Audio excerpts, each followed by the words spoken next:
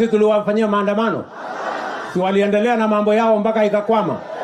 Sasa kama wanataka maneno, wangojee 2027 tukutane kwa debe.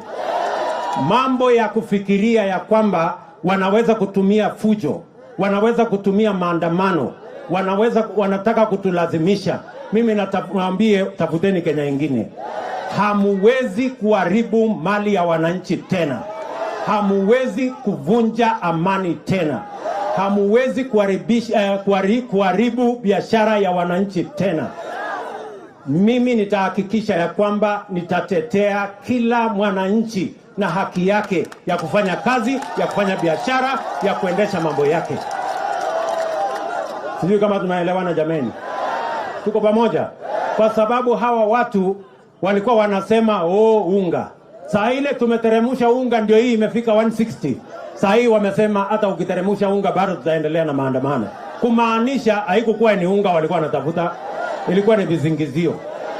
Njama yao ni kuleta maandamano, ndio uchumi ya Kenya iharibike, ndio wananchi wapate na umaskini, ndio wao wafaidike sijui kwa njia gani.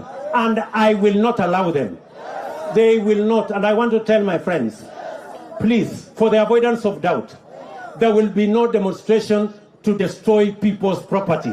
There will be no demonstration to cause chaos. There will be no demonstration to stop people from going to work or our children from going to school.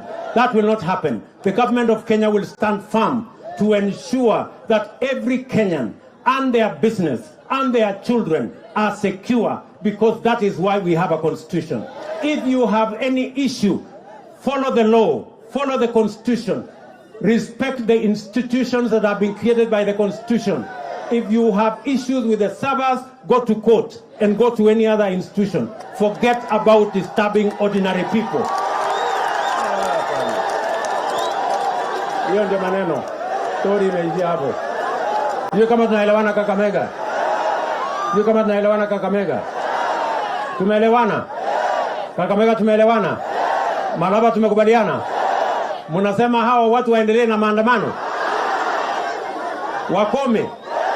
Wale wanasema hao watu wakome maandamano nione. Wananchi wa Kenya wamesema hawataki maandamano. Hawataki biashara yao iharibike. Wanataka watoto wao waende shule. Kila mtu anataka kuamuka aende afanye biashara yake. Nyinyi wacheni mchezo. Ama ni aje bwana? Ndio? Bwana.